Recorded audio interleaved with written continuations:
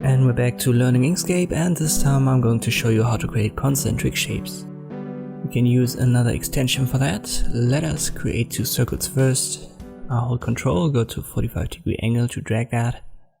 And I'll use the menu below, so the color swatches, to give it a no fill. So I click on the X and then I hold Shift and click on the black color to give it a black stroke. Then we change the width and height to 25.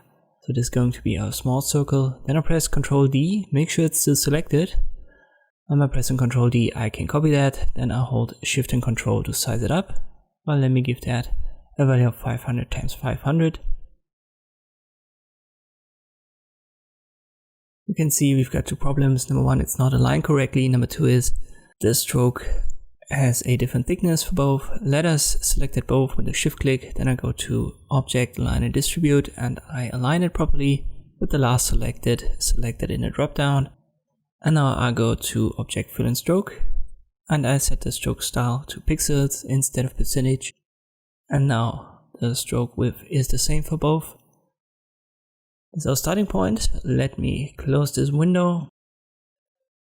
I'll position it somewhat in the center so that you can see properly. Then I select it both and I go to Path and Stroke to Path. So this step is crucial. Then go to Extensions, Generate from Path and Interpolate. We've got this small menu. Most important is the interpolation steps. Interpolation method should be 1 and exponent set it to 0. Uncheck the rest, check the live preview, and if you get a warning message, just confirm it. It should work for you when you've done everything as I did here. So as I've said, the interpolate step is the crucial part. So you've got the two circles that you've already created, and in between there are these interpolation steps created. The interpolation method gives you sometimes a little bit abstract results, so keep that to 1.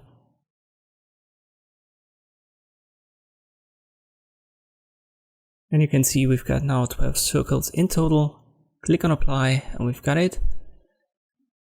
What we've created here are 3 objects. So the rendered circles are still connected. So if you want to have them as individuals, just select it or go to Object and Ungroup.